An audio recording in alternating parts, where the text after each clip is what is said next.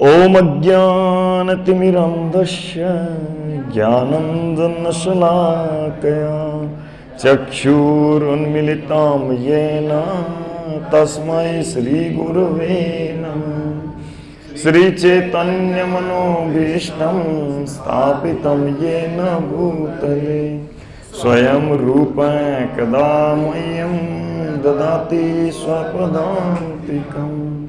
वन्देऽहं श्रीगुरुं श्रीयुतापदकमलं श्रीगुरून् वैष्णवांश्च श्रीरूपं साग्रजातं सहगण रघुनाथान्वितं तं सजीवं साद्वैतं सावधूतं परिजनसहितं कृष्णचैतन्यदेवं श्रीराधा कृष्णपदान् सहगण ललिता श्रीविशाखान्वितांश्च। हे कृष्ण करुणा सिंधो दीनबंधो जगत्पते गोपेश गोपिका कांत राधा कांत नमोस्तुते। तप्त कांचन गौरांगी राधे वृंदावनेश्वरी वृषभानुसुते देवी प्रणमामि हरि। जयतां सुरतो पंगो मम मंदमतेर्गति मत्सर्वस्वपदाम्भोजो राधा मदन मोहन। दिव्यावृन्दारण्यकल्पद्रुमात् श्रीमद्रत्नागार सिंहासनस्थो श्रीमद्राधा श्रीलगोविंद देवो पृष्ठालिभिः सेव्यमानं स्मरामि। श्रीमान् रासरसारम्भी वंशीवटतटस्थिता करसन वेणुसनेर्गोपी गोपीनाथ श्रियस्तु नः।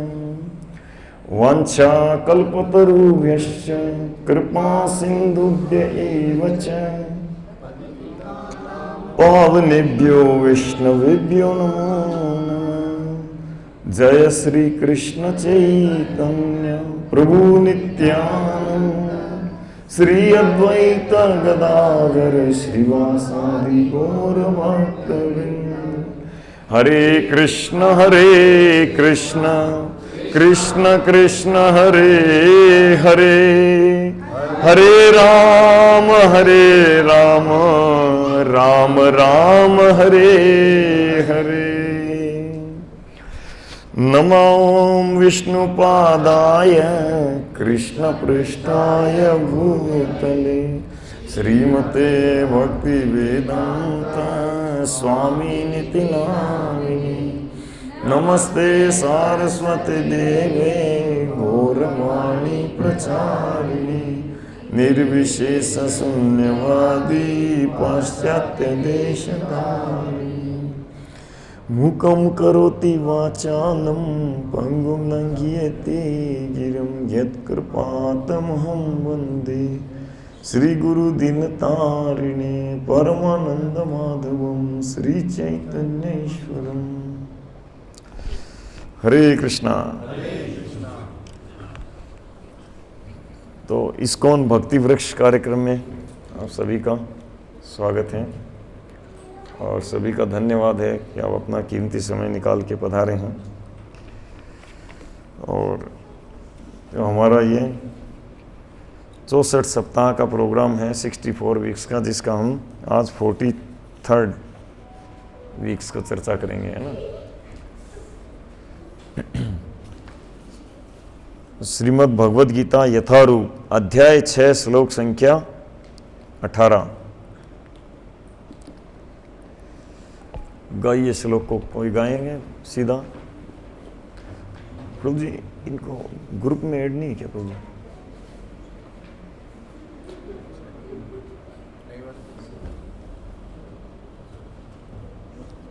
ठीक है, इनको ये दे दीजिए, फोटो ले लें ऐसा, किसी बुक्स की फोटो। ये भगवद गीता को खोल लीजिए। 6:18 है ना।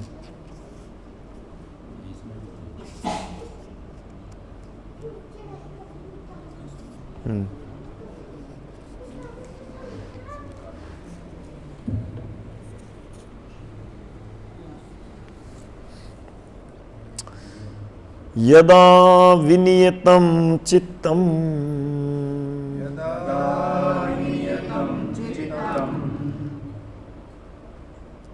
आत्मन्येवावतिष्ठते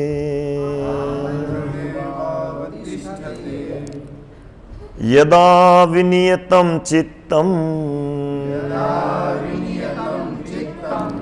यदा विनियतं चित्तम्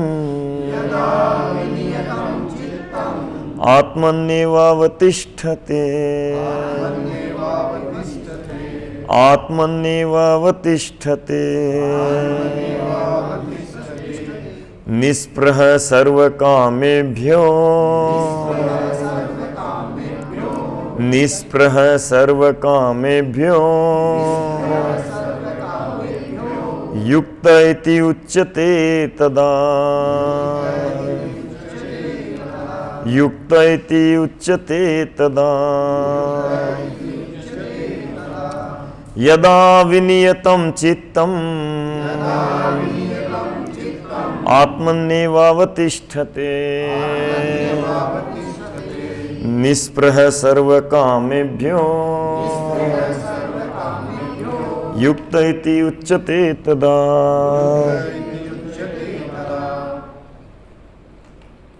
गाइए, एक प्रभु जी, एक माता जी।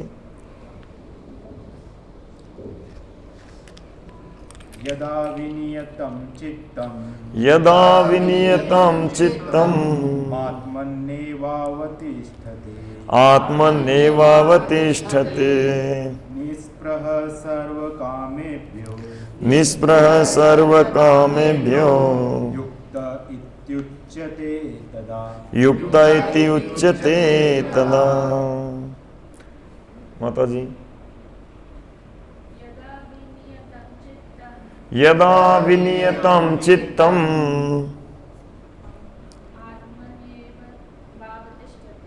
आत्मन्येवावतिष्ठते निस्पृह सर्वकामेभ्यो युक्त इति उच्यते तदा। अनुवाद। जब योगी योगाभ्यास द्वारा अपने मानसिक कार्यकलापों को वश में कर लेता है और अध्यात्म में स्थित हो जाता है, अर्थात समस्त भौतिक इच्छाओं से रहित हो जाता है, तब वह योग में सुस्थिर कहा जाता है।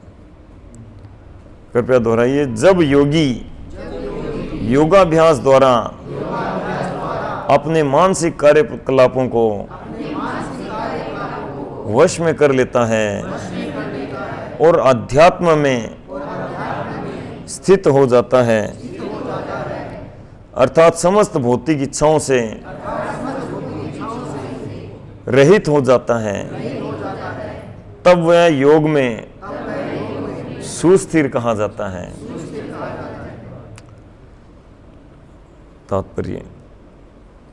तो ये अनुवाद तात्पर्य है ना, श्रील प्रभुपाद जी के द्वारा है। श्रील प्रभुपाद की। तो साधारण मनुष्य की तुलना में योगी के कार्यों में ये विशेषता होती है कि वह समस्त भौतिक इच्छाओं से मुक्त रहता है, जिनमें मैथुन प्रमुख है। एक पूर्ण योगी अपने मानसिक कार्यों में इतना अनुशासित होता है कि उसे कोई भी भौतिक इच्छा विचलित नहीं कर सकती। यह सिद्ध अवस्था कृष्ण भावना भावित व्यक्तियों द्वारा स्वतः प्राप्त हो जाती है, जैसा कि श्रीमद् भागवतम 9:4-18-20 में कहा गया है। सवे मन कृष्ण पदारविंदयो वाचांसि वैकुंठ गुणानुवर्णने करो हरेर मंदिर मार्जनादिषु श्रुतिं चकाराच्युत सत्कथोदये। मुकुन्दलिङ्गाय दर्शने दृश्यो तदभ्रतज्ञात्र स्पर्शे गसङ्गमम् घ्राणं च तत्पाद सरोज सौरभे श्रीमत्तुलस्या रसनां तदर्पिते पादो हरे क्षेत्र पदानुसर्पणे शिरो ऋषिकेश पदाभिवन्दने कामं च दास्येन तु काम काम्यया यथोत्तम श्लोक जनाश्रयारती। राजा अम्बरीश ने सर्वप्रथम अपने मन को भगवान के चरण कमलों पर स्थिर कर दिया, फिर क्रमशः अपनी वाणी को कृष्ण के गुणानुवाद में लगाया। हाथों को भगवान के मंदिर को स्वच्छ करने, कानों को भगवान के कार्यकलापों को सुनने, आँखों को भगवान के दिव्य स्वरूप का दर्शन करने, शरीर को अन्य भक्तों के शरीरों का स्पर्श करने, घ्राण इंद्रिय को भगवान पर चढ़ाए गए कमल पुष्प की सुगंध सूंघने, जीभ को भगवान के चरण कमलों पर चढ़ाए गए तुलसी पत्रों का स्वाद लेने, पैरों को तीर्थ यात्रा करने तथा भगवान के मंदिर तक जाने, सिर को भगवान को प्रणाम करने तथा अपनी इच्छाओं को भगवान की इच्छा पूरी करने में लगा दिया। ये सारे दिव्य कार्य शुद्ध भक्त के सर्वथा अनुरूप है। निर्विशेषवादियों के लिए ये दिव्य व्यवस्था अनिर्वचनीय हो सकती है, किंतु कृष्ण भावना भावित व्यक्ति के लिए ये अत्यंत सुगम एवं व्यवहारिक है, जैसा कि महाराज अम्बरीश की ऊपरी वर्णित जीवनचर्या से स्पष्ट हो जाता है। थोड़ा आगे आ जाइए, इस तरफ ग्राउंड खाली है पूरा।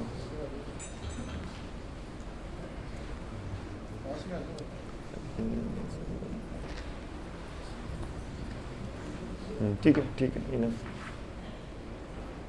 हरे कृष्ण। जब तक निरंतर स्मरण द्वारा भगवान के चरण कमलों में मन को स्थिर नहीं कर लिया जाता, तब तक ऐसे दिव्य कार्य व्यवहारिक नहीं बन पाते हैं। अतः भगवान की भक्ति में इन विहित कार्यों को अर्चन कहते हैं, जिसका अर्थ है कि समस्त इंद्रियों को भगवान की सेवा में लगाना। इंद्रियों तथा मन को कुछ न कुछ कार्य चाहिए, कोरा निग्रह व्यवहारिक नहीं है। अतः सामान्य लोगों के लिए, विशेषकर जो लोग संन्यास आश्रम में नहीं हैं, ऊपर वर्णित इंद्रियों तथा मन का दिव्य कार्य ही दिव्य सफलता की सही विधि है, जिसे भगवद गीता में युक्त कहा गया है। हरे कृष्णा। तो पिछले सप्ताह हमने जो चर्चा की थी, इसमें से कुछ बताइए, कुछ पॉइंट्स बताइए, उगलिए। अब जो खाया था पिछले सप्ताह उसको बाहर निकालिए। मतलब जो सुना था, सुन के कान के द्वारा अंदर ले गए, उसको बाहर निकालने का।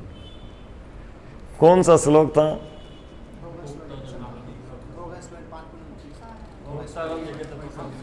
हाँ,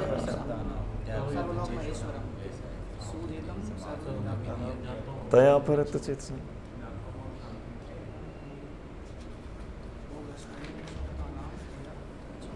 ना, कौन सा श्लोक था?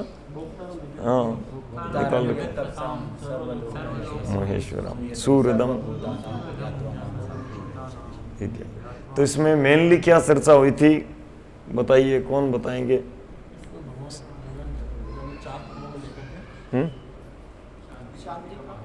गजेंद्र प्रभु इधर आइए ना, बताइए क्या चर्चा।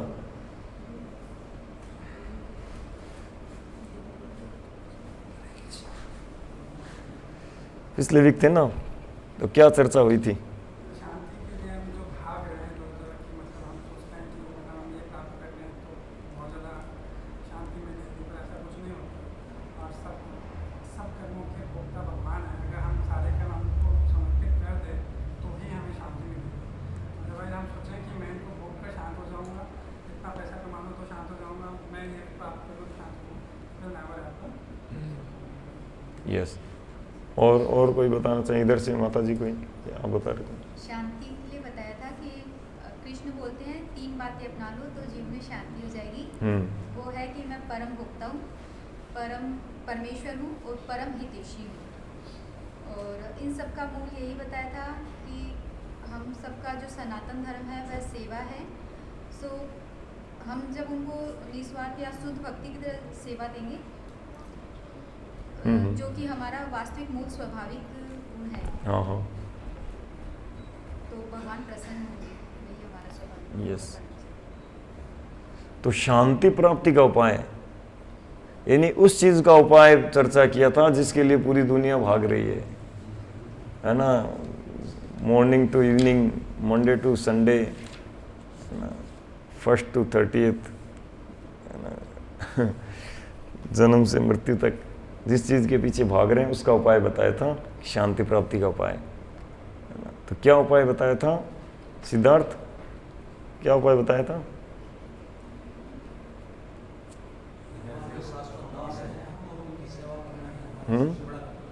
भगवान के शाश्वत दास हैं हम, और उनकी सेवा करना ही हमारा सबसे बड़ा कर्तव्य है, और उसी से हमें शांति प्राप्त हो सकती है। यस, भगवान की दिव्य सेवा में लगा दें तो शांति का रास्ता बड़ा सुंदर है।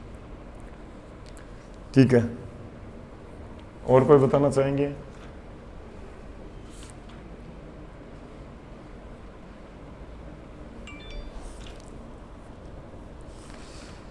तो जब हम ये जान लेते हैं कि समस्त कार्यों के भोक्ता, मतलब जितने भी हम कार्य करते हैं उन कार्य में यज्ञ श्रेष्ठ होता है। यज्ञ रूप में जब कार्य करते हैं तो वो श्रेष्ठ कार्य है ना, और वो यज्ञ भगवान की प्रसन्नता के लिए है ना। तो हमारे जितने भी कार्य होते हैं उनका एंजॉयर श्री कृष्ण है ना। अब कोई कहेंगे ये क्या बात हुई, भगवान एंजॉय करें हम ना करें? वो उनकी कॉन्स्टिट्यूशनल पोजीशन है, वो एंजॉयर हैं, उनका स्वरूप है। तो हमारा क्या है? दुख पाना, मरना, बूढ़ा होना, क्या स्वरूप है हमारा? क्या है? तो हम भी एंजॉयर हैं। हाँ, हम भी एंजॉयर हैं। हम कैसे हैं? सेवक के रूप में एंजॉयर हैं, है ना। हमारा जो मूल स्वरूप जो है, कॉन्स्टिट्यूशनल पोजीशन, वो यही है, सेवा का। हम आत्मा है ना, आत्मा का स्वभाव सेवा। इसी को सनातन धर्म कहते हैं।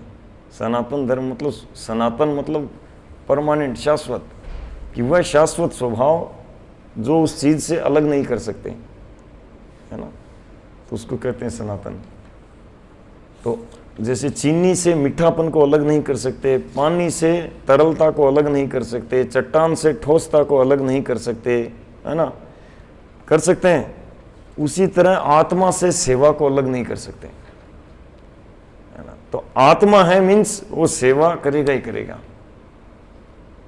अब क्या है? तटस्थ है ना, तो या तो श्री कृष्ण की सेवा करेगा या माया की सेवा करेगा।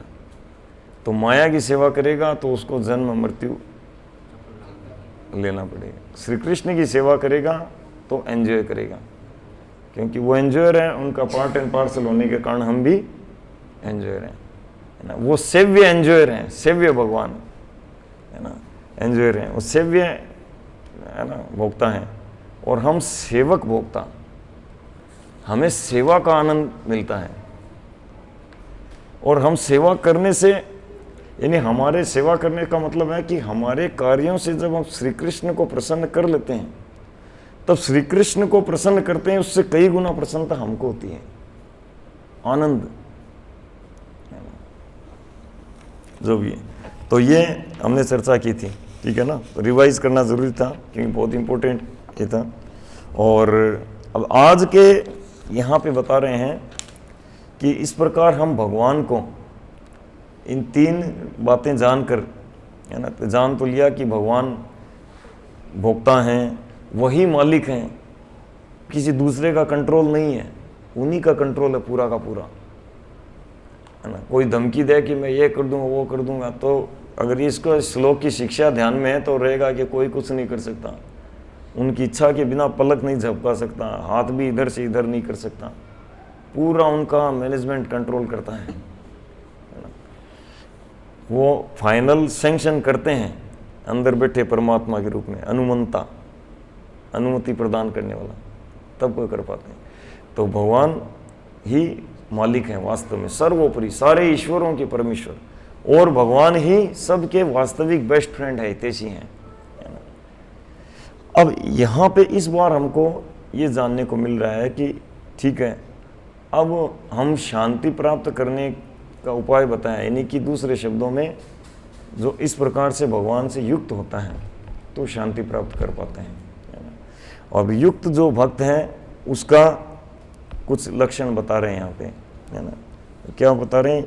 यदा विनियतम चित्तम, जो अपने चित्त को शुद्ध करे रखता है ना, भजन के द्वारा शुद्ध करे रखता है ना। आत्मन्येव अवतिष्ठते, आत्मन्येव अवतिष्ठते मतलब आत्मा के कार्यों को, आत्मा का कार्य कृष्ण भावनामृत, उसमें वो स्थित रहता है। और तब क्या होता है? वो व्यक्ति युक्त कहलाता है। और क्या कार्य?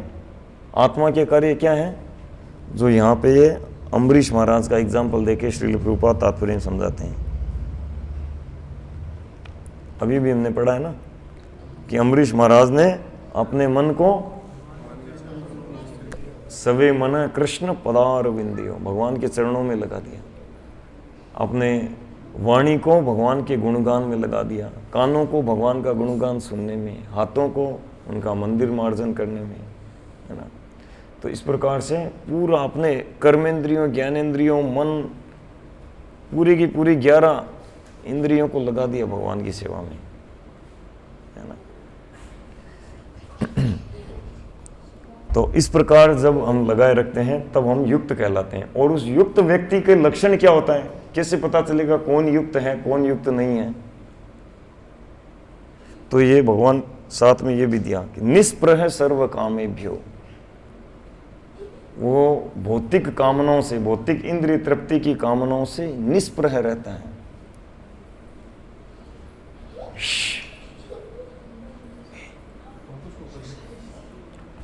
बच्चों को, हाँ, इसको ऊपर ले जाओ।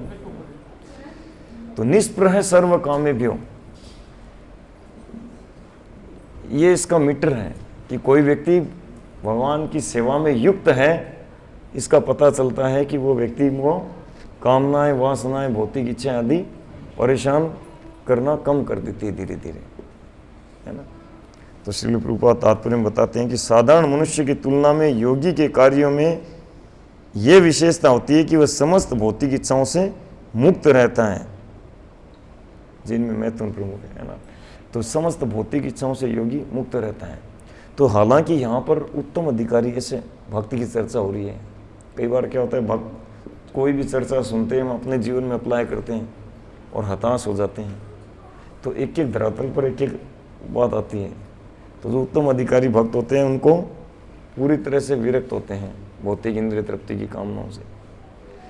लेकिन मध्यम अधिकारी भक्त होते हैं, वो अपनी दृढ़ साधना के द्वारा और उससे बचने का प्रयास करते हैं, है ना। और कनिष्ठ अधिकारी क्या होता है, वो साथ में इंद्रिय तृप्ति में भी लगे रहते हैं और भजन भी करते रहते हैं। तो वो आगे बढ़ने का प्रयास करते हैं वो भी, है ना। तो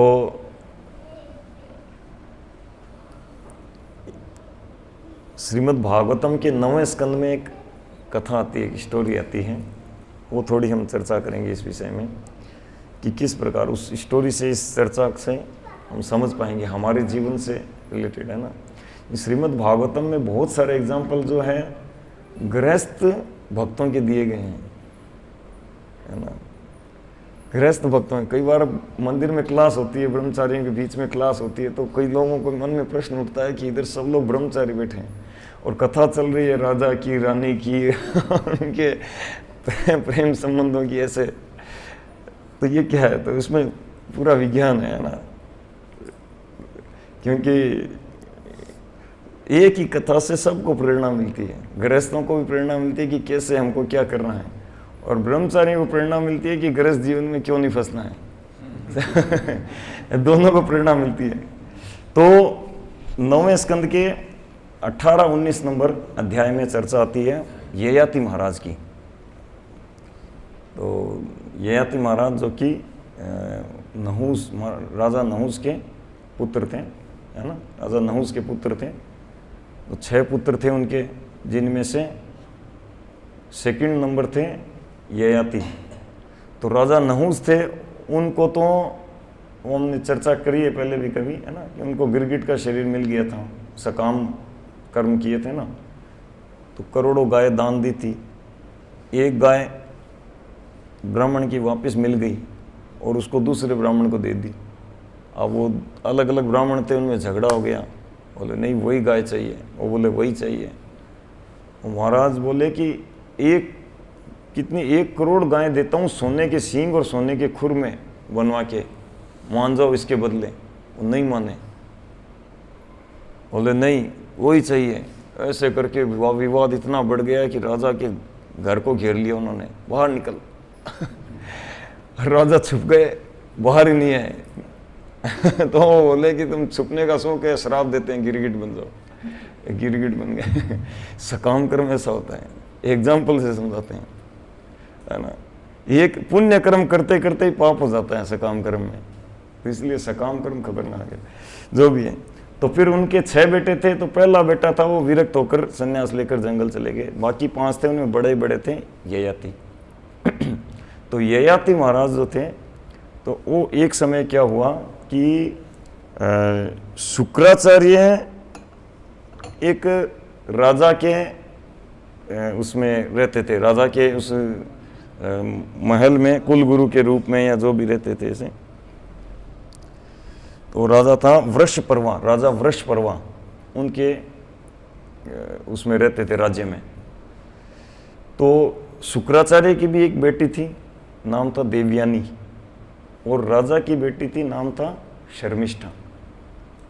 तो शर्मिष्ठा, देवयानी, ये ऐसे प्राय साथ में खेलना आदि ये सब इनका ऐसे चलता था। कहीं घूमने गए तो साथ साथ गई। अब वो अपने में वो भी ऊपर हैं, क्योंकि वो वर्ण में ऊंची हैं, ब्राह्मण, क्योंकि वर्णाश्रम व्यवस्था में ब्राह्मण श्रेष्ठ होता है ना, उसके बाद में क्षत्रिय, फिर वैश्य, फिर शूद्र, है ना। तो वो श्रेष्ठ थी कि भी ब्राह्मण है, इसलिए उनको ब्राह्मणत्व का था कि हम ऊंचे वर्ण के हैं। राजा लोग हमारे चौखट पर चढ़ने के योग्य नहीं है, क्षत्रिय हूँ, रजोगुणी है ना। तो ऐसे उनको वो ब्राह्मणत्व का रहता था। और राजा को रहता था कि वो इनके पास इतना ऐश्वर्य है, इन ब्राह्मणों को हम ही पालते हैं, हम देते हैं तो ये खाते हैं। तो राजा के बच्चों को ये रहता है ना। जब परीक्षित महाराज को श्रृंगी ने श्राप दिया तब यही कहा था। इसी तरह परीक्षित महाराज को मतलब अनजाने में गालियां दे रहा था, बोले कि ये लोग हमारा खाते हैं, बोले हमारी कृपा से इनका राज्य चलता है, और ये आखिर हमारे ही मतलब पिताजी के गले में बड़ा सांप डाल दिया। ऐसे ऐसे करके गालियां निकालते हुए श्राप दिया था श्रृंगी ने परीक्षित महाराज को, और परीक्षित महाराज ने कोई प्रतिकार नहीं किया। तो यहाँ पे क्या हुआ कि एक दिन ये दोनों राजकुमारियाँ, है ना, एक राजकुमारी और एक ब्राह्मण कुमारी, है ना, ऋषि कुमारी। तो ऋषि कुमारी राजकुमारी दोनों और अपनी कई उनके साथ में सर्वेंट लोग, है ना, जो सखियों के साथ में जंगल में गई हुई थी। तो जंगल में क्या हुआ कि वो लोग एक तालाब में स्नान कर रहे थे। तो स्नान कर रहे थे तो अचानक क्या हुआ कि शिवजी उधर से निकले, बैल पर सवार होकर, अपनी पूरी वो सेना थी उसके साथ में, उनका जो गण वगैरह थे, सेना नहीं गण वगैरह उनके साथ में निकल रहे थे। तो उनको देखकर सब ने फटाफट से अपना मतलब जल्दी स्त्रियों ने कहा और महादेव आ रहे हैं, जल्दी से अपने कपड़े और संभाल लिए। तो ये जो शर्मिष्ठा थी ना, शर्मिष्ठा ने क्या किया कि देवयानी के कपड़े पहन लिए भूल से, जल्दी जल्दी में। तो ये देखकर वो उसने कहा कि अरे तुम मेरे कपड़े पहन लिए। क्योंकि ब्राह्मण लोग होते हैं ना, ब्राह्मण लोग स्वच्छता का बड़ा वो रखते हैं कि मेरे कपड़ा वगैरह, ये क्षत्रिय लोग हमसे नीचे वर्ण के, ये मेरे कपड़ों को हाथ भी लगा लेता, हमको ऐसा लगेगा कि क्या। तो वो बोले कि मेरे कपड़े पहन लिए, ऐसे ऐसे उसको खरी खोटी कुछ सुना दिया। अब वो राजा की बेटी बोले कि लो हमारे टुकड़ों पे पलने वाली हमको सुना रही है। उसने बोला कि तेरे तो ऐसे ऐसे धक्का दे दिया, उसको कपड़ा पहनने नहीं दिया, ऐसे ही उसको धक्का दे दिया, कपड़े उधर फेंक दिया, चलो ये यहीं रहेगी, हम लोग जाएंगे। उसको वहीं छोड़ दिया देवयानी को, शुक्राचार्य की पुत्री को, और चले गए।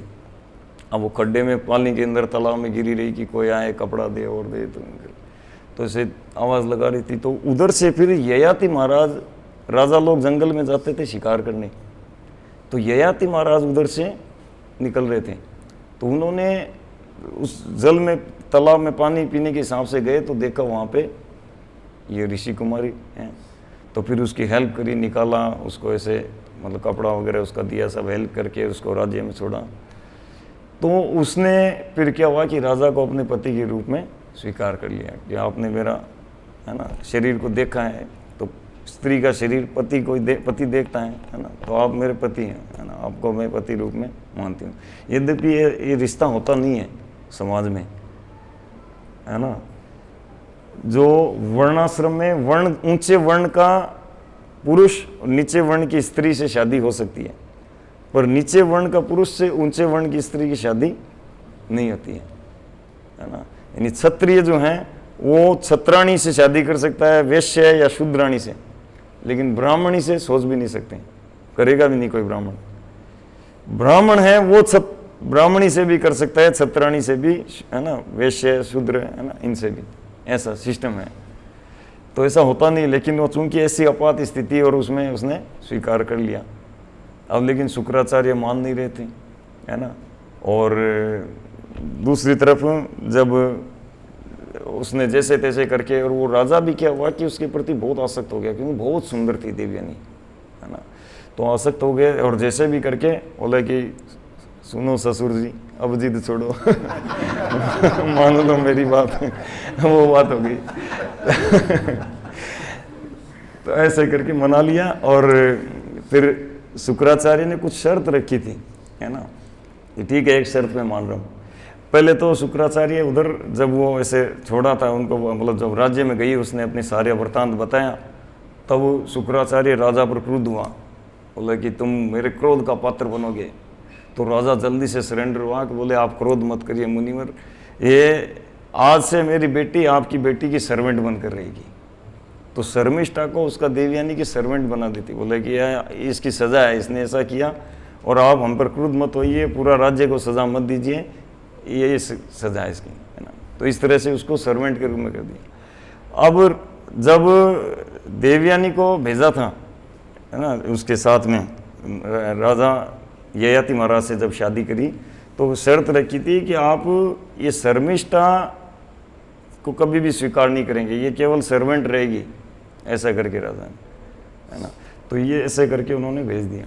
अब राजा ययाति अपने राज्य में आए, है ना, देवयानी को भी आ गए। और पहले के समय जैसे राजा राजकुमारी जब शादी होती थी तो राजकुमारी के साथ में कोई सैकड़ों उसकी, है ना, दासियाँ, कोई साथ में खेलने वाली, और ये सब लोग साथ में जाती थी ऐसे, है ना। तो कालक्रम में क्या हुआ कि देवयानी से कई उनको पुत्र प्राप्त हुए। अब शर्मिष्ठा जो है वो रह रही थी ऐसे, देवयानी तो राजा महल में रह रही थी, शर्मिष्ठा रह रही थी वो सर्वेंट क्वार्टर में। तो उसका भी मतलब था कि काश राजा से हमको भी कुछ पुत्र आदि प्राप्त हो जाए, ऐसे हो जाए। तो कई बार रिक्वेस्ट करती थी। अब राजा ने दया करके सोचा ठीक है, तो जो उसको बताए बिना, देवयानी को बताए बिना, उससे भी कुछ संतानें उत्पन्न की। अब उसको पता चल गया, अब पता चल गया, वो तो लेके तुरंत गई अपने, बोले रुकी नहीं, सुना ही नहीं, जाके सीधा अपने पिताजी को बोल दिया शुक्राचार्य ने। जाके बोला, शुक्राचार्य ने तुरंत श्राप दे दिया, बोले नपुंसक बन जा तू। अब राजा पीछे पीछे दौड़ कर जा रहे थे, वो जब तक पहुंचे श्राप दे दिया, बोले नपुंसक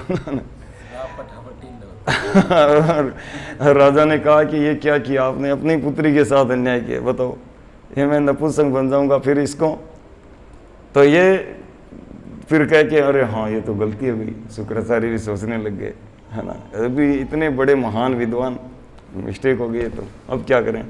बोले ठीक है, एक है ना एक्सेप्शन, बोले कि अगर तुम किसी जवान व्यक्ति से, किसी युवक से उसका जो है ना यौवन एक्सचेंज कर सकते हो, मतलब तुम्हारा बुढ़ापा वो ले लेगा, उसका जवानी तुम ले लोगे, ऐसा कर सकते हो। फिर ययाति महाराज आए, अपने पाँच या 6 पुत्र थे उनके, 5 थे ना, तो यदु आदि ये सब पुत्र थे, उन्हीं के वंश में यदु वंश, ये चंद्र वंश की है ना। तो यदु महाराज को ये यदु को पूछा, इनको पूछा, उन्होंने मना कर दिया।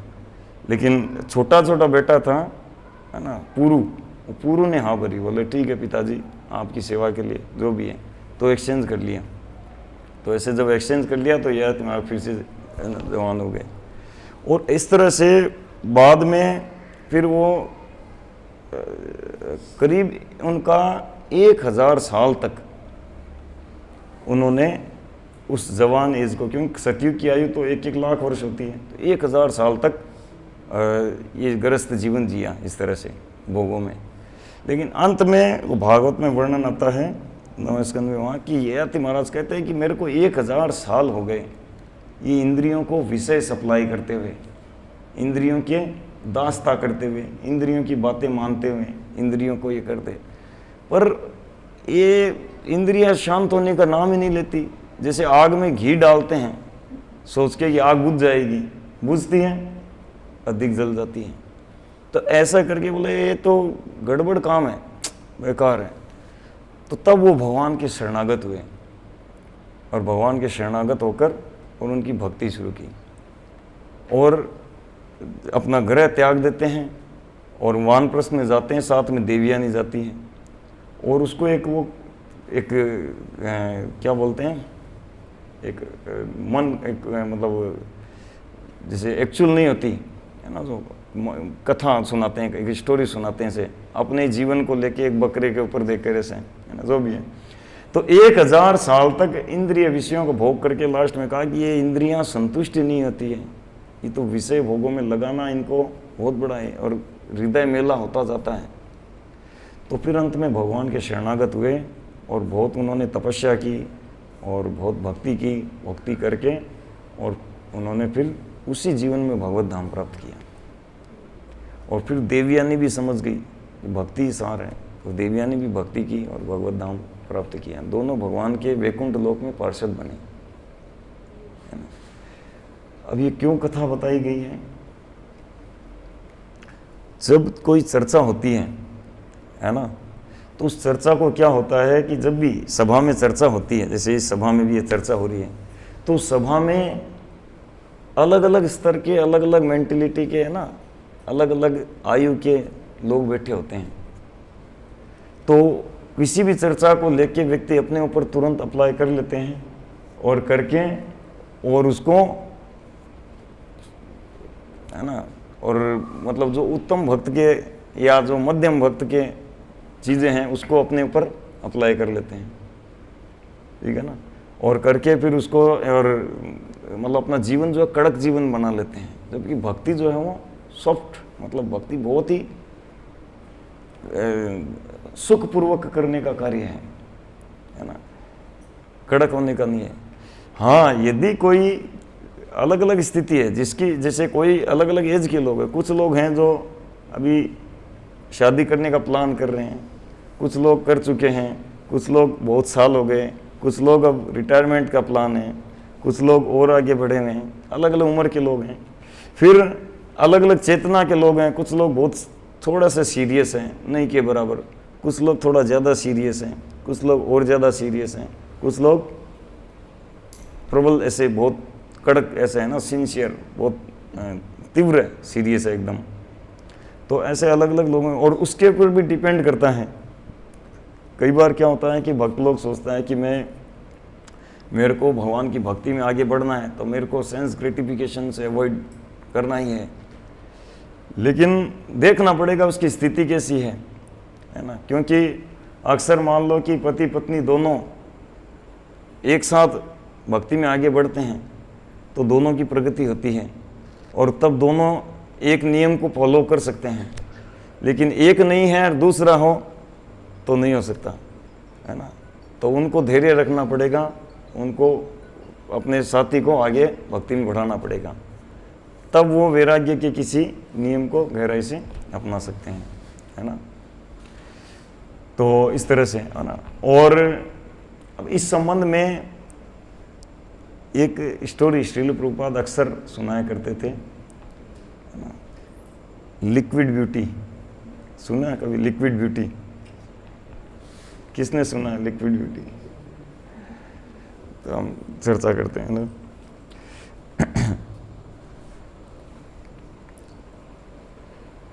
तो एक बार क्या होता है कि एक बहुत सुंदर स्त्री होती है, एक लड़की है ना, लेकिन वो डिवोटी होती है और उसको मन शांत होता है क्योंकि उसका मन भगवान की भक्ति में लगा रहता है ना, ऐसे। लेकिन एक व्यक्ति जो होता है, एक राजकुमार उसके पीछे पड़ जाता है कि तुम कितना सुंदर हो, हम शादी करेंगे, उधर उधर हांगकांग थाईलैंड कहीं घूम के है ना, और ऐसा करके एंजॉइंग मूड से उसको प्रपोज करते हैं। तो प्रपोज करते हैं तो कई बार वो उसको टालने की कोशिश करती है, अंत में सोचती है कि इसको थोड़ा सा समझाना पड़ेगा। तो वो कहती है कि ठीक है, ओके, आई एक्सेप्ट, है ना, तो आप मेरे को 1 हफ्ते बाद आइए, हम बैठ के आगे की बातचीत करते हैं, है ना, नेक्स्ट मीटिंग।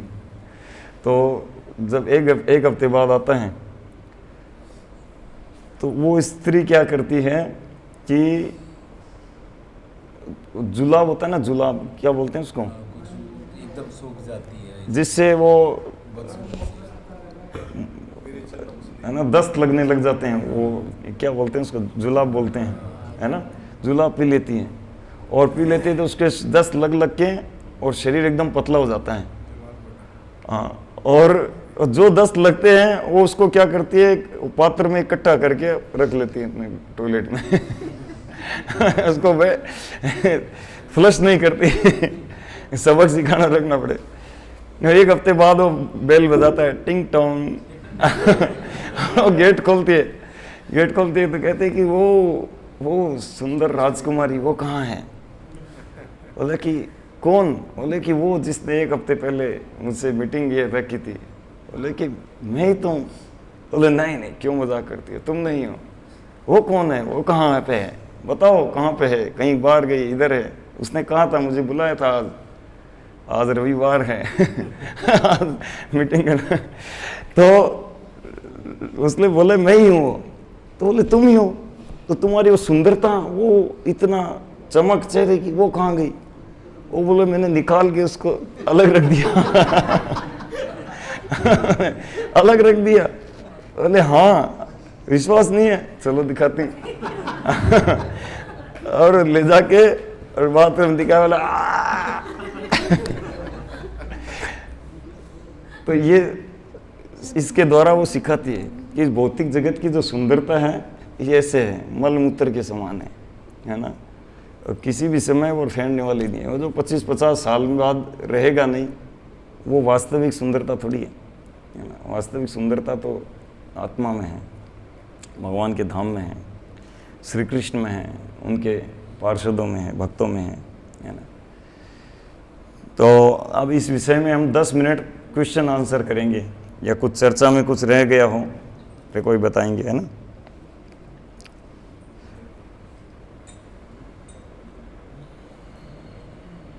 लक्षण में आपने बताया कि एक तो वो मतलब मैटेरियल डिजायर नहीं होती उसमें, ये एक लक्षण है।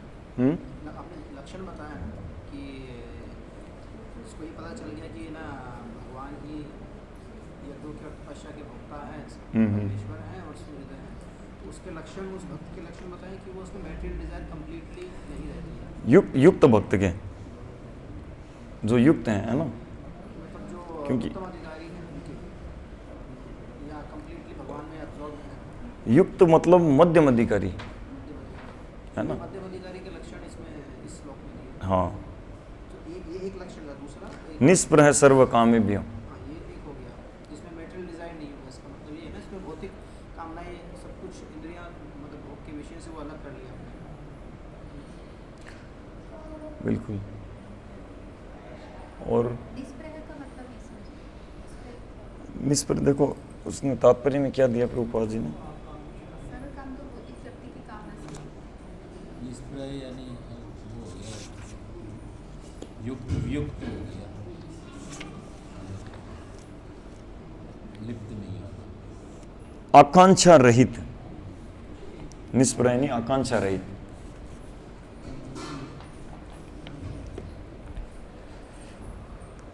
तो आज की चर्चा में हमको प्रैक्टिकल एप्लीकेशन अपने जीवन में अब से हमको क्या अपनाना है, इस बारे में हमको क्या शिक्षा मिलती है, कौन बताएंगे? इधर प्रभु जी बताएंगे।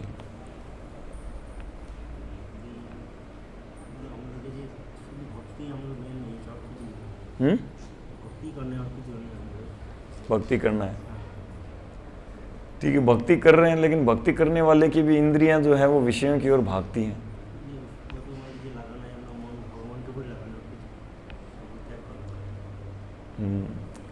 मन लगता ही तो नहीं है ना, कैसे लग सकता है मन, बताइए। अपने महाराज की तरह ही आप कर सकते हैं, अपनी इंद्रियों को लगा सकते हैं। भगवान की सेवा में इतना हो सके उतना लगाना, बार-बार प्रयास करना चाहिए। जब जयाति महाराज ही अपनी इंद्रियों से को संतुष्ट नहीं कर पाए तो हम तो कर भी नहीं पाएंगे, इसलिए अपनी इंद्रियों को इंगेज करना है in the service of Krishna. Exact, तो यही उपाय है, इंद्रियों को सेवा में लगाना है ना। हाँ, अब क्या होता है कि एक है मन, एक है ज्ञानेंद्रियां, एक है कर्मेंद्रियां, ठीक है। अब हमको क्या होता है कि अगर हम सोचें कि केवल मन को भगवान की सेवा में लगाएं, लेकिन मन हमारा बहुत कंटेमिनेटेड है, बहुत कंटेमिनेटेड, लगेगा नहीं, बहुत अशुद्ध है, नहीं लगेगा। केवल मन को भगवान की सेवा में लगाना चाहें, नहीं लग पाएगा, ठीक है। तो हमको क्या करना है, ज्ञानेंद्रियों को साथ में लगाना है। ज्ञानेंद्रियां क्या है? आँख है,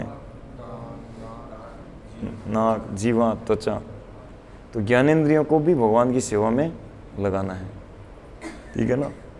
अब ज्ञानेंद्रियों को भी भगवान की सेवा में लगाएंगे, ठीक है ना, तो भी मुश्किल होता है केवल ज्ञानेंद्रियों को। जैसे उदाहरण के लिए अगर हम सोचें कि हम सुने, अब सुनने में मन ही नहीं लग रहा, या सुन लिया तो कुछ स्मरण नहीं रहता, वो मन अलग और कान अलग है, दोनों एक होके अगर सुन भी लिया तो अंदर ठहरता नहीं है, वापस निकल जाता है ना।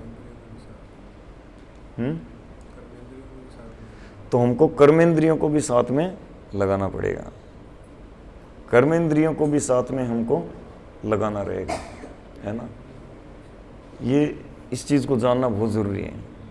जब ये तीनों साथ में लगते हैं ना, तब क्या होता है कि मन जो है वो, क्योंकि मन जो है ना बहुत चंचल है, चंचल मीन्स बहुत स्पीड से इधर उधर भागता है, वेरी स्पीडली। ये कोई हवा हवाई कोई बात नहीं है, मन एक तत्व है, भौतिक है वो। ये बात हो रही है कि हम देख नहीं पा रहे उसको, लेकिन है, भौतिक है, वो पदार्थ से ही बना हुआ है, भौतिक है ना। 24 तत्वों से ही बना हुआ है ना, 24 तत्वों में से एक है मन। तो मन जो है भौतिक है, उसको हम देख नहीं सकते, लेकिन ये एक है, वो एक पदार्थ है, वो एक चीज़ है ना। तो वो बहुत स्पीड से भागता है। तो उस मन को हम लगा सकते हैं जब हम ज्ञानेंद्रियों को और कर्मेंद्रियों को साथ में लगाएंगे, है ना।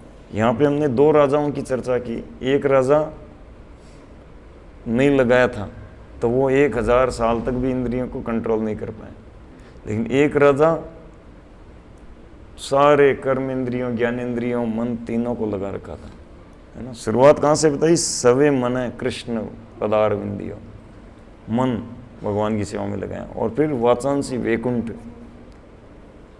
गुणानुवर्णने, मन के बाद सीधा कर्मेंद्री मुख, है ना। अगर हम मुख, यानी कि जब हम इसको हम प्रैक्टिकली सोचते हैं, हमारे के लिए, हमारे को क्या करना है हमारे लिए, है ना, कि हम अगर केवल मन और ज्ञानेंद्रियों से अगर हम भक्ति करेंगे तो क्या होगा कि हमारा मन जो है वो बहुत भागीदार, इनमें लगेगा नहीं, है ना। तो हमको जब हम कर्मेंद्रियों को साथ में लगाते हैं, और कर्मेंद्रिय क्या है, जैसे एक कर्मेंद्रिय मुख है ना, एक कर्मेंद्रिय हाथ, एक कर्मेंद्रिय पैर, तो हाथों को भगवान की सेवा में लगाना। जब हम कर्मेंद्रिय को सेवा में लगाते हैं तो ज्ञानेंद्रिय मन को साथ में लगना ही पड़ता है कभी ऐसा हुआ है कि आप मतलब हाथों से सेवा कर रहे हो या मुख से जोर जोर से हरे कृष्ण महामंत्र गा रहे हो, हरे कृष्णा, और उसमें ज्ञानेंद्रिय यानी जीव आने लग रही हो, कान नहीं लग रहा हो, मन नहीं लग रहा हो,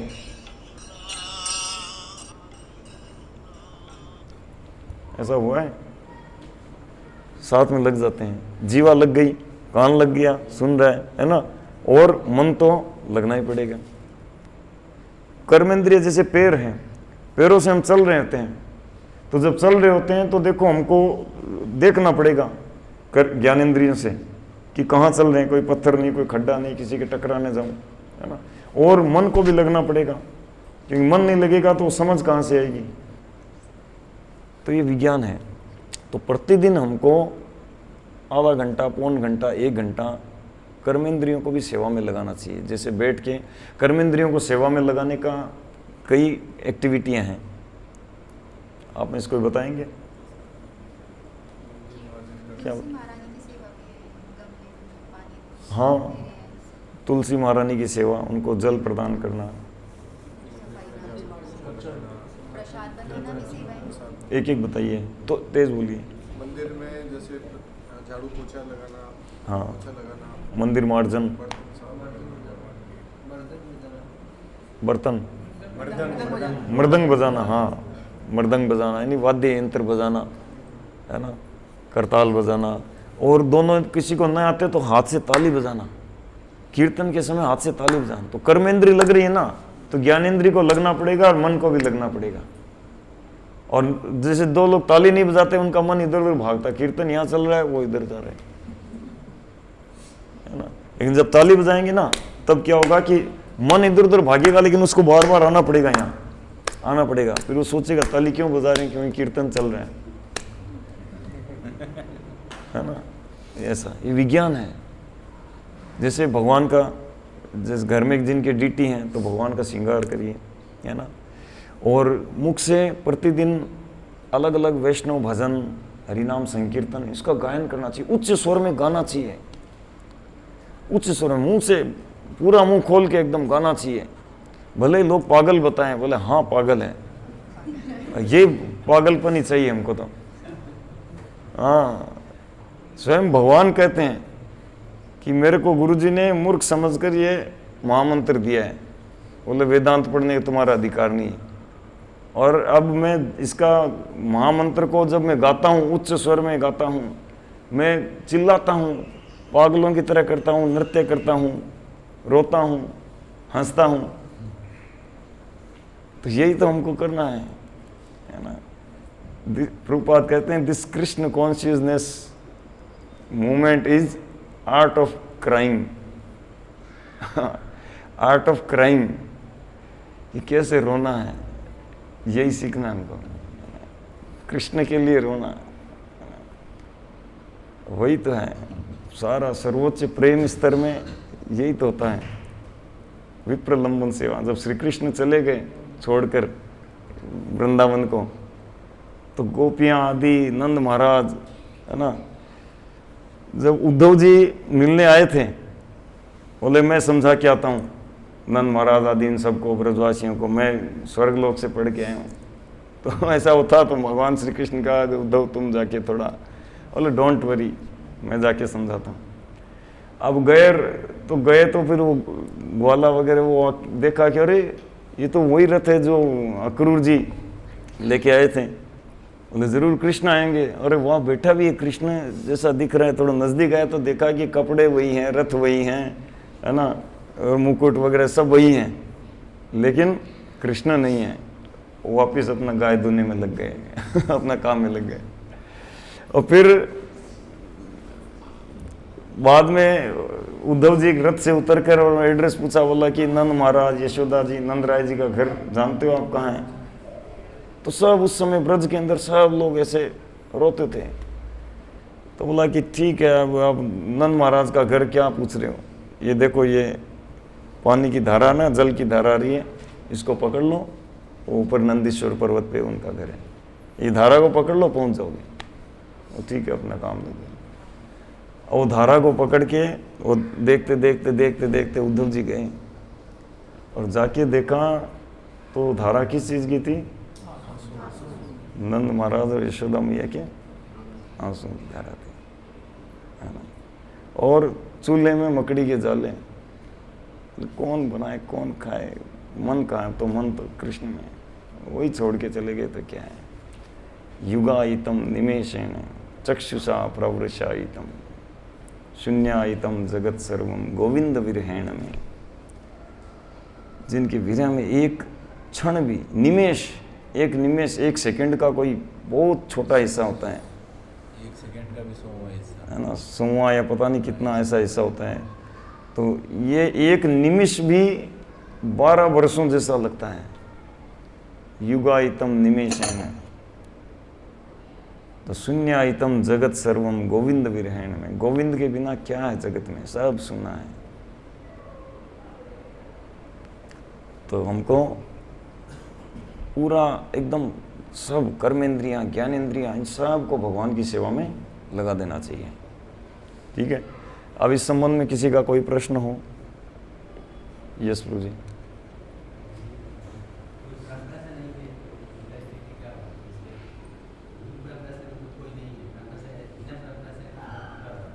हाँ,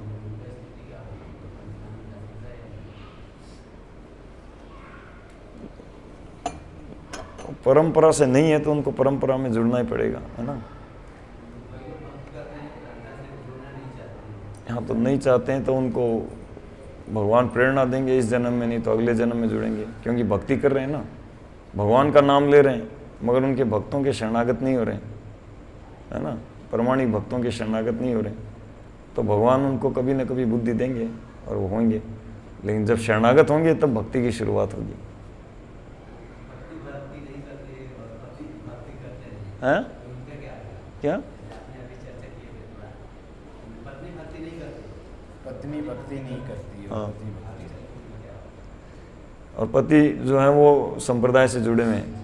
हाँ, तो उसमें क्या होता है कि जब कोई व्यक्ति भक्ति करता है और वो भक्ति करते करते भक्ति में प्रगति करके शुद्ध भक्ति के स्तर तक उन्नत होता है, तो उसके परिवार के 7 पीढ़ी पहले की 7 पीढ़ी आगे की सबका उद्धार हो जाता है ना, सबका उद्धार हो जाता है। बलि महाराज ने कभी मंगला आरती अटेंड नहीं करी, है ना, 16 माला जप नहीं करी, 4 नियम पालन नहीं करे, वो तो राजा थे और देवताओं के विरुद्ध युद्ध करके देवताओं को मार मूर के भगा दिया था, स्वर्ग अपना लिया था।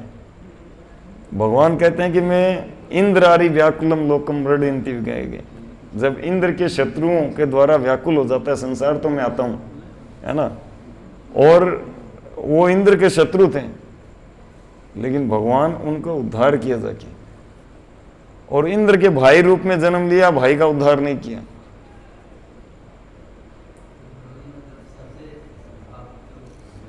वो क्यों किया? क्योंकि वो प्रहलाद महाराज के पुत्र थे, बलि महाराज, है ना। तो एक बार कोई शुद्ध भक्त के परिवार से भी संबंधित होता है तो भगवान भक्तों को भेजकर उसके पर कृपा करते हैं। जी, मेरा ये क्वेश्चन है कि यहाँ हर श्रेणी के, हर वर्ग के भक्त लोग बैठे हैं, तो जैसे बच्चों को इस संदर्भ में क्या लेना चाहिए, इस चीज़ को किस तरह से समझना चाहिए, और यंग एज के जिनकी अभी शादी की उम्र हो चुकी है, या उनको किस संदर्भ में लेना चाहिए? जनरली गृहस्थों के लिए और जो वानप्रस्थ की एज में आ गए उनके हिसाब से तो ये पूर्णतः ये मान के चलिए कहते हैं कि हाँ उनके लिए तो ये अपनाना ही है। बाकी लोगों के लिए, जैसे बच्चों के लिए जो विद्यार्थी जीवन में है या जो अभी नव गृहस्थ बनने की योग्यता के आसपास पहुँच के उनके हिसाब से क्या पैटर्न, क्या मामला उनके लिए है कि उनको करने पर जाना चाहिए, है ना। क्या छोड़ना है वो बाद में ध्यान देना, क्या करना है वो पहले ध्यान देना। तो वो बच्चे हैं, जैसे छोटे बच्चे हैं, कम से कम 1 माला करे, थोड़ा बड़ा है 2 माला 4 माला, है ना, और कुछ पढ़े कुछ सुने अपनी उम्र के अनुसार। और यंग जो हैं, है ना, माता जी प्रभु जी मान लो मैरिड नहीं है, यंग है, तो उनको चाहिए कि वो 16 माला जप करें, श्रील प्रभुपाद की शिक्षाओं का पालन करें, उनकी बुक्स को पढ़े या उनकी कथाओं को सुने, है ना। इसको उनके अंतर्गत जो कथाएं हैं, कम से कम प्रतिदिन थोड़ा 15-20 मिनट, आधा घंटा एक लेक्चर सुनना चाहिए उनको। भगवद गीता पढ़ना चाहिए या भगवद गीता पर लेक्चर सुनना चाहिए। सबसे पहला अंग है श्रवणम, है ना। तो श्रवण करेंगे तब क्या होगा कि जीवा से हम भगवान का नाम उच्चारण भी करेंगे। तो श्रवण जो प्रतिदिन करेगा वो कुछ समय में जुड़ जाएगा। श्रवण नहीं करते हैं वो, अगर मान लो संगति में आके एक बार के लिए नाम जप भी कर रहे हैं, श्रवण नहीं कर रहे, थोड़े दिनों बाद संगति छोड़ देंगे, नाम भी छोड़ देंगे। तो श्रवण करना जरूरी होता है, ठीक है। जैसे संप्रदाय, ये बात आई अभी, संप्रदाय अलग अलग होता है। जैसे पति तो अलग मानता हो, ये संप्रदाय भी तो जैसे प्रमाणिक है तो 7 संप्रदाय, 4 है। हाँ, ये रामानंदी वे और मतलब है, तो वो कोई पत्नी अलग संप्रदाय से होगा और पति हाँ, अगर प्रामाणिक संप्रदाय से तो कोई दिक्कत नहीं है। हाँ, और एक संप्रदाय से और एक संप्रदाय, क्योंकि चारों संप्रदायों का लक्ष्य भगवान की भक्ति। हाँ, लेकिन वो मतलब शैली अलग आ जाती है ना। जैसे अब गीता ही मान लिया जाए, जैसे अभी आप पढ़े तो वो जैसे मेरी जो याद करी हुई वो अनुष्टुप छंद में है ना। तो उसको और इसमें जैसे आई तो इसमें उसका स्वर अलग हो गया, तो स्वर अलग होने की वजह से उसको देखना पड़ा, उस पर थोड़ा जोर लगाना पड़ा, है ना। जैसे एक उदाहरण के लिए अभी कौन सा श्लोक था ये, यदा विनियतं चित्त मात्मन्येवावतिष्ठति निःस्पृहः सर्वकामेभ्यो युक्तम इति उच्यते। मतलब उसका जो छंद है वो छंद है अलग अलग वो अब इसका ये स्वर बिगड़ते ही तो वो विस्मृत हो तो इसमें आप अगर गीता के श्लोक को गाना चाहते हैं, भागवत के श्लोक को गाना चाहते हैं, तो ऐसा नहीं कि कोई पर्टिकुलर एक विधि से ही गा सकते हैं। हाँ, ये विधि यहाँ गलत, क्योंकि मैंने कई गीता सुनी तो कोई विधि अलग आएगी। नहीं, इसमें विधि की बात नहीं है, मतलब छंद की बात है, तो कोई है ना। आप गीता पढ़ते समय आप श्लोक को आपको जो भी पसंद है उस राग में आप गा सकते हैं, है ना, कोई फर्क नहीं पड़ता। अमृत को चाहे आप ऊपर से पिए, जूट के पिए, कैसे ही पिए, वो तो सही है। लेकिन अब जैसे वो तो जिस स्वर में जिसमें याद किया हो और सामने उसको संगति मिले, वो अलग स्वर की। हमारा टारगेट श्लोक याद करना नहीं है, हमारा तोता बनना नहीं है। टारगेट वो तो खैर हो गया, वो तो खत्म हो गया। एक बार श्रील प्रभुपाद मॉर्निंग वॉक पे जा रहे थे, तो एक भक्त जो था वो ऐसे श्लोक पे श्लोक ऐसे बोल रहा था। प्रभुपाद ने कहा वेरी गुड, बहुत अच्छा।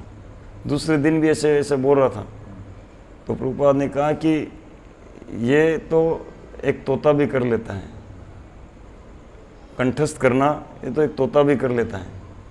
उसको बुद्धि के द्वारा अंडरस्टैंड करना चाहिए हमको शिक्षाओं को, और फिर जीवन में अप्लाई करना चाहिए। वो तो है, वो तो ये मिल जैसे ये अभी एक बालक बैठा था अभी, है ना, आपका बालक तो इसको शुरुआत से ही मिल गई। यानी ये जो बात आती है ना, 5 वर्ष की अवस्था से ही भक्ति में लग गया, तो ये आगे जाके परिपक्व हो गया। अब ये मैं तो देखा, ये तो वो भी आराम से बजा रहा, बड़े नहीं बजा पाते। अब हम नहीं, हम तो खुद ही मान लो 40, 42, 43 साल, लेकिन ढोलक इन चीज़ों में नहीं आए। एक ये संगति आई, तो ये क्या है, जन्म से वो बोलते हैं ना, वो जन्म ही ऐसे कुल में ले लिया या ऐसे वैष्णव के घर में आ गया, तो उसको प्राप्त हो गया अपने आप। मतलब उसके लिए उसको कुछ करना नहीं पड़ा, उद्योग नहीं करना पड़ा, संगति नहीं देखनी पड़ी, भटकना नहीं पड़ा, या कुछ भी है ना विपरीत परिस्थिति का सामना नहीं करना पड़ा, है ना। क्वेश्चन यही है, तो क्वेश्चन आता तो आप समझ गया। आपका क्वेश्चन है कि हम लेट हो गए, इसको जल्दी मिल गया, तो इसको जल्दी नहीं मिला, ये आपसे ज़्यादा लेट है। ये पिछले जन्म में पूरा नहीं किया था, अभी करने आया है। आपको इसी जन्म में मौका मिला, आप पूरा करिए। समझ गए।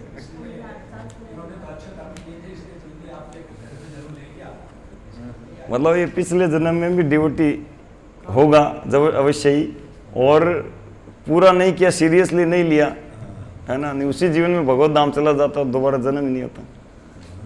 पर आपको तो भी मौका है। अभी कितनी एज होगी आपकी? 43 है ना। तो मान लो एक जनरल एज आजकल 70, 80, 90 तो है, तो बहुत समय पड़ा है। तो करो शुरुआत कल से ही, है ना, ठीक है। हरे कृष्णा। और कोई लास्ट क्वेश्चन? यस। मन, बुद्धि और आत्मा तीनों अलग अलग है। मन और दिल ये से भी ये अलग अलग है।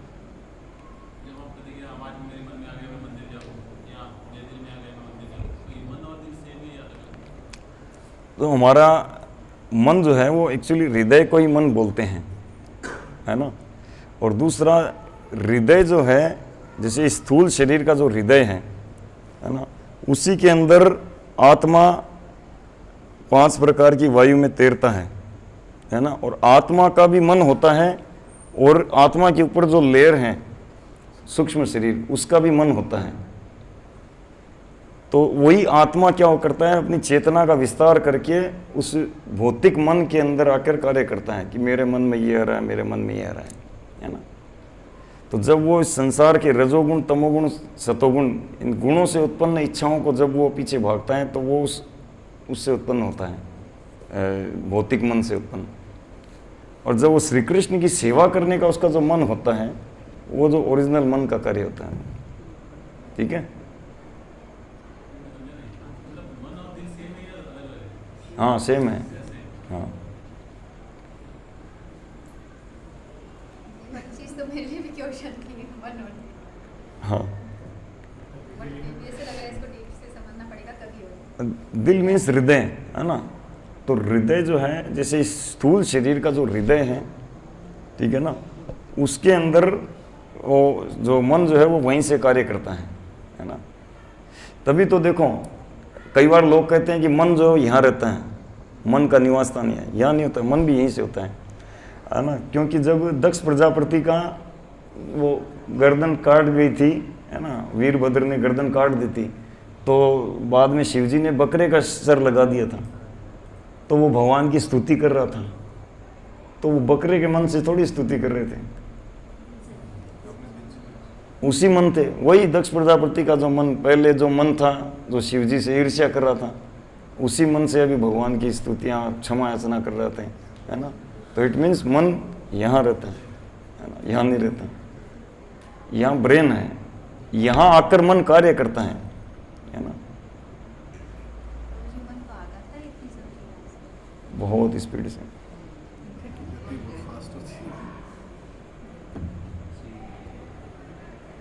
यहाँ पे माइंड के ऊपर बुद्धि आती है, बुद्धि जो कहते हैं इंटेलिजेंस, वो तो माइंड पे रहती है, हमारा फोकस माइंड पे होता है। नहीं नहीं, मन के ऊपर है, मतलब ये नहीं कि शरीर में यहाँ है मन के ऊपर नहीं, मन से श्रेष्ठ बुद्धि है।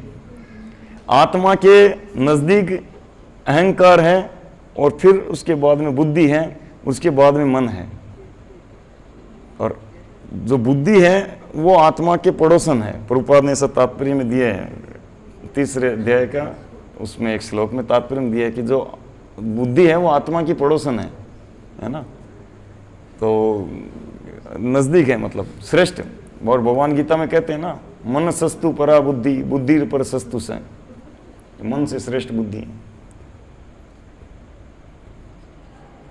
एक लेक्चर हो चुका था, मतलब इससे रिलेटेड नहीं, हरि नाम वैष्णव अपराध से रिलेटेड, स्पेशली लाइक जो बेस्ट फैमिलीज और वैष्णव फैमिली, कई बार इको आ जाता है फैमिली में, मतलब सब वैष्णव ही, महावैष्णव अपराध से कैसे बचना चाहिए अपने ईगो को साइड करके, क्योंकि मैसेज होते हैं।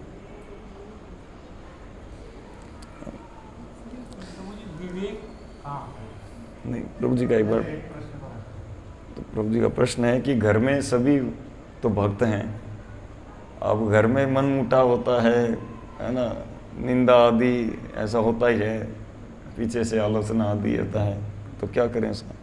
तो अपराध तो लगता ही है हमको, खैर, है ना।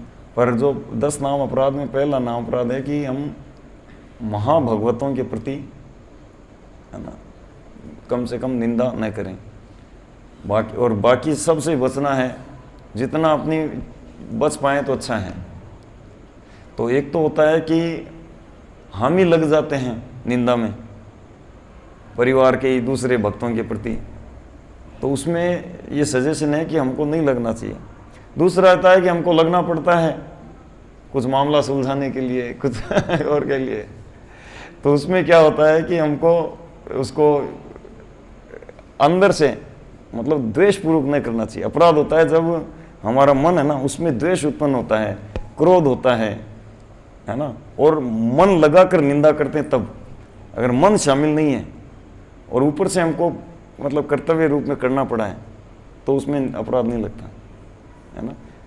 ऐसे मंदिर में मैनेजमेंट में होता है ना, उनको सज़ा देनी पड़ती है भक्त को, तुमने इसको मारा 6 महीने, अब तुम ये सेवा नहीं करोगी। ऐसे सजा होती है इसको में अलग। घर पे कैसे अप्लाई करें? नहीं घर पे नहीं कर सकते। घर पे तरोरपी सहिष्णु नाम। बड़ा छोटा हो तो बच्चों को तो डांटना पड़ता है सिचुएशन के अकॉर्डिंग। हाँ, वो स्थिति के अनुसार देखना पड़ेगा। ठीक है, समय जा रहे हैं। मन, बुद्धि और आत्मा, इसके विवेक का स्थान कहाँ होता है? विवेक कहते हैं, विवेक किसको कहते हैं पहले ये समझना चाहिए, है ना। तो विवेक कहते हैं कि जब हम परमात्मा की बात को, यानी इस शरीर को गाड़ी के समान तुलना किया गया है, और इस गाड़ी में क्या है कि इंद्रियां जो हैं वो टायर हैं या घोड़े हैं, रथ के अंदर घोड़े हैं, मन जो है वो उसका स्टीयरिंग है, लगाम है, बुद्धि है वो ड्राइवर है, और आत्मा वो सवारी है, और साथ में परमात्मा भी बैठे हैं। ठीक है। अब बुद्धि क्या है, कहती है कि देखो मेरे हिसाब से ये कर लेना चाहिए, ये कर लेना चाहिए, और वो बुद्धि की बात मान के, और मन को कहता है कि भाई स्टीयरिंग इधर घुमाओ, इंद्रियों को इधर दौड़ाओ, चलेंगे आज डिस्को में, डांस करेंगे, गाड़ी को ले चलो डिस्को की तरफ। समझे। और मन में विचार आया कि, मान लो बुद्धि जो है मन में विचार आया कि नहीं वो इस वाले नहीं उस वाले में चलते हैं, वो और ज़्यादा है, और बुद्धि कहती है हाँ ये कह रहा है तो मान लेते हूँ। अक्सर मन बुद्धि जो होती है वो मन के अधीन चलती है जब व्यक्ति बद्ध अवस्था में होता है तो। ठीक है। और साथ में क्या होता है, परमात्मा बैठे होते हैं, वो उसको कहते हैं कि ये ठीक नहीं है बेटा, तेरे को पीटना पड़ेगा, बंधन होगा, इससे कर्म बंधन होगा, रिएक्शन लेना पड़ेगा, ये ठीक नहीं है। लेकिन आत्मा जो है वो उस साथ में बैठे सवारी है ना, परमात्मा की बात को नहीं सुनता, वो मन बुद्धि की उनकी सुनता है। ठीक है। और भक्ति के द्वारा मन बुद्धि ये सब शुद्ध होते हैं, और तब क्या होता है कि वो परमात्मा की बात को सुनता है, और जो परमात्मा की बात को सुन लेता है, मानता है, उसको कहते हैं विवेक। ओके। यानी आत्मा जब परमात्मा की बात मानकर फिर बुद्धि को निर्देश देता है कि ये मन को बोलो कि स्टीयरिंग इधर घुमाए इसको, तो दैट इज वो कहते हैं विवेक, है ना। क्या करना और कहीं क्या नहीं करना इसका ज्ञान हो जाना। हाँ, क्या उचित है और क्या है। भगवान भी गीता में कहते हैं, है ना, किम कर्म किम अकर्म इति कवियो अपियत्र मोहिता। कवियों, विद्वान, बड़े बड़े विद्वान स्कॉलर भी मोहित हो जाते हैं कि क्या करना चाहिए क्या नहीं करना चाहिए। अब क्या करें आगे, तत्ते कर्म प्रवक्ष्यामि, अब मुझसे सुनो क्या करना है, यद ज्ञात्वा मोक्ष से शुभा, जिसको जानकर तुम सारे अशुभों से मोक्ष पाओगे, ऊपर उठ जाओगे। यस। मुझे मन और बुद्धि में थोड़ा सा डिफरेंस करना कई बार मुश्किल हो जाता है कि मुझे बुद्धि काम कर रही है या मन कह रहा है। कई बार ऐसे लगता है कि मन कह रहा है कि बुद्धि चल रही है, क्या हो रहा है। तो इसीलिए हमारे लिए अथॉरिटी दी गई है गुरु साधु शास्त्र कि मन कह रहा है कि परमात्मा कह रहे हैं कि बुद्धि कह रही है कि इस पे नहीं जाना, गुरु साधु शास्त्र क्या कह रहे हैं उस पे जाना है। कई बार भक्त कहता है कि मुझको अंदर से परमात्मा ने निर्देश दिया है कि 16 नहीं 1 माला करो, अच्छे से करो। मेरे को परमात्मा ने अंदर से कहा है, प्रेरणा दी अंदर से। 16 करते हैं इधर उधर, हाँ सोते हैं उठते हैं, गिर पड़ के करते हैं, बेकार है। 1 करो अच्छे से करो, या 4 करो अच्छे से करो। तो परमात्मा ने कहा है ना, बाहर से वो आचार्यों को भेज के कह रहे हैं 16 माला, और अंदर से वो कहेंगे 1 माला 4 माला। तो मन कह रहा है, पर मान लेता क्या, परमात्मा कह रहे हैं। तो हमको इसीलिए हमारे को ये पता नहीं रहता कि ये कौन सी आवाज़ परमात्मा की है, कौन सा विचार मन का है, कौन सा बुद्धि का है। तो हम किम कर्म किम अकर्म इतने बड़े बड़े मोहित हो जाते हैं। तो मैं तो हुई क्या, मैं तो मोहित हुई हूँ। तो हमको श्री कृष्ण से सुनना है, श्री कृष्ण से चली आ रही गुरु शिष्य परंपरा के आचार्यों से सुनना है। श्री कृष्ण ने गीता में क्या कहा है उसको साधु से, गुरु से कन्फर्म करके जीवन में अप्लाई करना है ना। तो ऐसा करेंगे तब होगा वो परफेक्ट एकदम। या फिर उसकी मान्यता इतनी दृढ़ हो जाए, जैसे जो भक्त हुए ना, जैसे धन्ना जाट हुए, कर्माबाई हुए। नहीं, वो पहले से पूर्व जन्म के भक्त हैं सब, हाँ है ना, ये पूर्व जन्म के भक्त हैं। ऐसे भक्त हुए ना जो गए और उनकी एकदम इतना विश्वास और मान्यता, उनको कितना लोग उनके वो अपवाद होते हैं बहुत।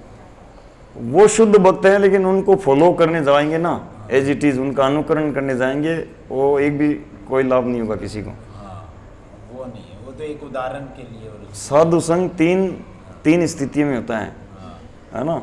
तो एक होता है जो पूर्व जन्म में साधु का संग किया है। तो ये जो इस जीवन में बिना भक्तों की संगति के ही भक्ति कर रहे हैं, वो पूर्व जन्म में मतलब शुद्ध भक्तों की संगति करके उनकी कृपा ले चुके हैं। तो उनको देखकर सोचें कि क्या जरूरत है शुद्ध भक्तों के पास जाने की। नहीं होता है, वो तो केवल अपने आप में होता है। हाँ, तो इसलिए धन्ना जाट हो, मीराबाई हो, ये लोग जन्म से भक्त थे, क्योंकि पूर्व जन्म में साधु, क्योंकि साधु कृपा बिना कोनो कर्म में भक्ति नहीं है। कोई सोचे कि मैं भक्ति कर लूं बिना साधु की कृपा के, हो ही नहीं सकता, हो ही नहीं सकता। तो अगर कोई भक्ति कर रहा है तो पूर्व जन्म में कर चुका है संगति, ठीक है ना, अभी आगे की करने के लिए आया है। हाँ। एक बार कहीं सुना था किसी से कि जब हम गलत काम करते हैं या झूठ बोलते हैं इस तरह की, तो भगवान विवेक हर लेता है। तो विवेक हर लेता है, तो किस तरीके से भगवान विवेक को निकाल लेते हैं अपने, या फिर वो गलत आचरण से या अपराध से उसका विवेक शून्य हो जाता है? हाँ, विवेक हर लेते हैं मतलब भगवान फिर उसको, जैसे इसमें अलग अलग बात है ना। जैसे कोई मान लो अगर भक्तों की निंदा करता है, द्वेष करता है, तो बहुत बड़ा ज्ञानी है, तो भगवान कहते हैं कि वो सर्व ज्ञान विमूढ़ान्तान, वो ज्ञानी होते हुए भी अपने ज्ञान के द्वारा भी वो मूर्ख बन जाएगा। क्योंकि ज्ञान भले ही कितना ही हो, पर किस समय कौन सा ज्ञान अप्लाई करना है, ये इसके लिए चाहिए विवेक। विवेक मीन्स परमात्मा का इंस्ट्रक्शन को, वो ज्ञान का अभिमानी उसको ले डुबाता है, अहंकार नहीं आना चाहिए, सरल होना चाहिए।